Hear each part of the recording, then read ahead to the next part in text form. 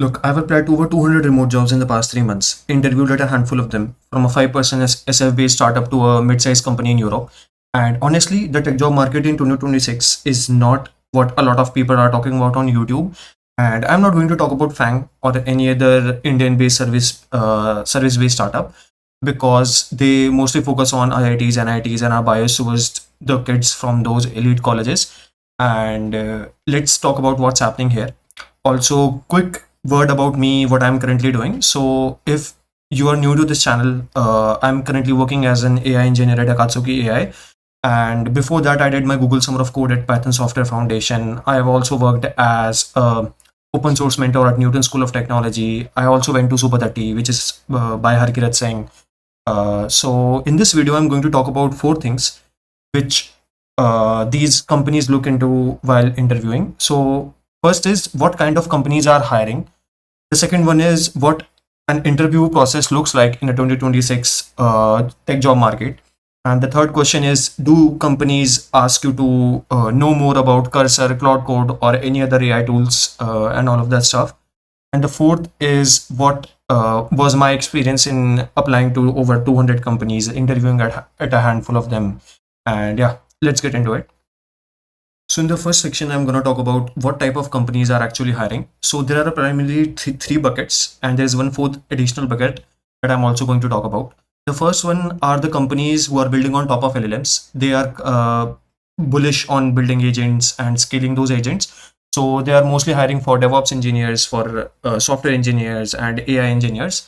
And the second one is the remote open source companies who are like maintaining the code base for a very long time, and they are primarily building those frameworks which are used in the industry. The third bucket is the remote SaaS companies.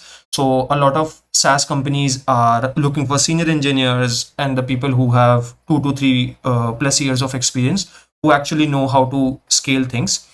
And there's one fourth additional type of companies that are actually hiring. They are primarily hire for part-time jobs. Let's say they are giving you $15 or $20 per hour. One of them is Outlier, and one more company is there. I forgot the name. So those companies primarily hire you for like a part-time basis. That if you are joining as a junior engineer, then you will be working for like 15 to 20 dollars per hour rate, and that's the standard rate that's going on for Indians. So a quick pause here because this is what it is directly tied to. A lot of companies actually want you to know AI and how to code with AI, how to work with those LLM providers, either it is Anthropic or OpenAI, and how to build on top of those LLMs, not just using ChatGPT and talk to a chatbot. So I'm going to talk about this Simplilearn. The problem with all of those AI courses is that they assume that you are not starting from basics. You are either have a decent knowledge about AI engineering or software engineering.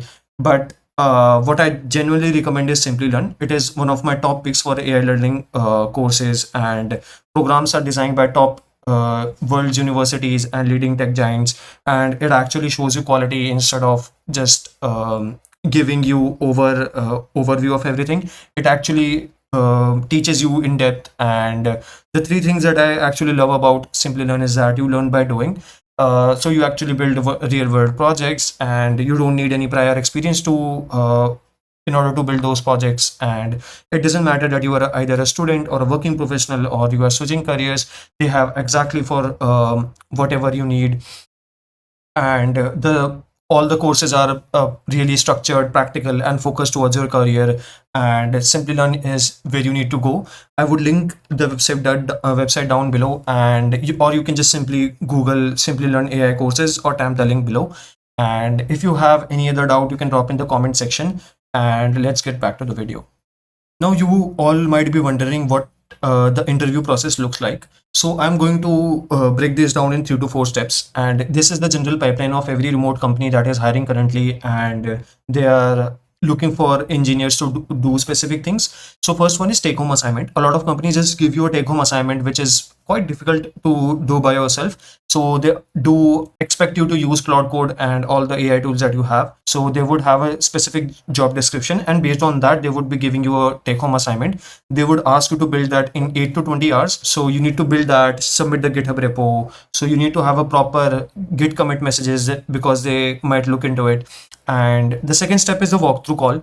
So once you finish that take home assignment, the second step is to basically have a one-on-one call with you. You need to explain all of the project that you have built in the take home assignment. And I would recommend you to go through the code base properly, do all of your like preparation before entering the walkthrough call. And once you pass that walkthrough call, let's say you have a good understanding of your take home assignment that you have built, the third step would be the systems or the cultural call round. So in the systems round, they can actually talk about you how to scale systems, and it is a primarily standard system design round. In the cultural call, they can check for vibe. If your vibe matches with the company, they would definitely hire you. And in the fourth or fifth step, they can offer you a paid trial. Let's say for 1 to 2 weeks, they can offer you a paid trial before converting you to a full-time engineer. And they would see if you can work with the team, if you can move fast, if you are capable of using Cursor, Claude Code to ship fast, and you know what you are writing. And one thing that I've noticed is that a lot of companies are not hiring you based on how many lead code questions you have solved or how many code forces problems you have grinded. So because a lot of companies, they actually see how knowledge you have about systems, and can you actually work in a tough environment, and can you move fast. So yeah, so these are the standards that companies are looking for.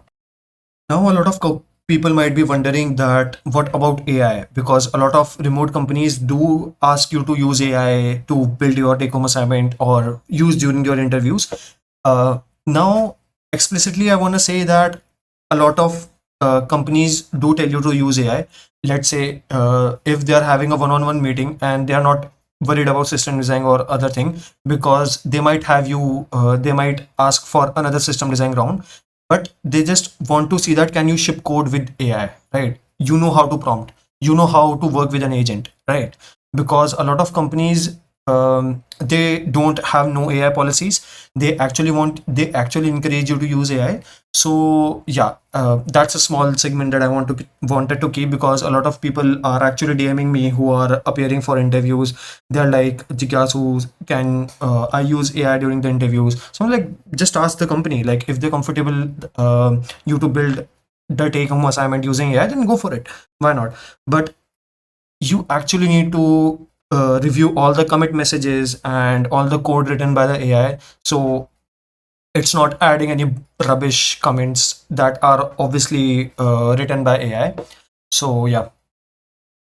So now I'm going to talk about my experience. I was primarily applying on LinkedIn, cold DMing a lot of people, cold DMing a lot of people on Twitter, and cold emailing founders, etc.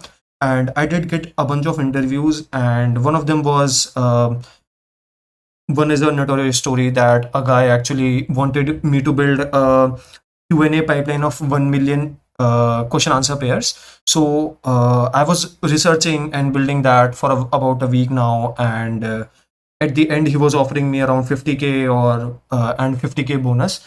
But so he turned out to be fake.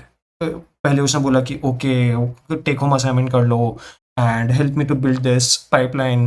And once I would have the clear idea that you are fit for the role, I would definitely hire you. But after like 1 week, I started to like मेरे को बहुत spooky लग रहा था.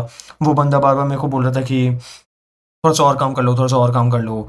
And after that, I was like, all right, this is the end, and I'm not going to work for him free. If you want me to work on this specific research part of the pipeline, then I would be working on a paid trial, not let's say on a free basis.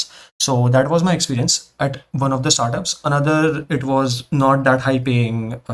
So I do have a couple of offers, but I'm not joining any one of them right now. I'm looking for better ones, and I'm primarily contributing to open source repositories. I recently contributed to Mastra, and I'm also looking for new open source repositories that I would be contributing to. And yeah, that's my experience that I wanted to share about. and a lot of people were asking that do cold DM or cold emailing works. So yes, they do, because if you are in the right place in the right time and the company is hiring, then definitely they can hop onto a short call and or ask you to build the take home assignment and all of that stuff. So yeah, I just wanted to share about my experience, because I have not been posting a lot of videos lately. And yeah, I've been looking for a switch, and I've been looking for learning and making new projects, and to grow with you guys. Yeah, so I just wanted to keep this a casual video about sharing my progress and what I've been doing for the past 3 months. I would try to be more consistent in making videos. Maybe once a week, I would be uploading a video sharing my updates or what I've been doing these days, what I've been learning, and maybe sharing the resources that I've been learning. And yeah, that's it from my side. And for like, I would just say keep job hunting, keep hustling, and the market is not that good right now. But if you keep going on and be persistent, I think there are definitely a lot of doors that might open for you. Stay active on publicly, stay active on GitHub, stay active on Twitter, LinkedIn, and keep posting about good stuff that you have been building. And in this 2026, it's going to be a crazy ride for tech job market and for me as well. So hope you guys like this video. Just stay connected. You can subscribe this button if you want to get more updates about me, what I've been doing. And yeah, my fourth year is also going to end, so I've been pretty busy about finding a new job and getting to know what I love about tech. So yeah, hope you guys enjoyed this one. All right.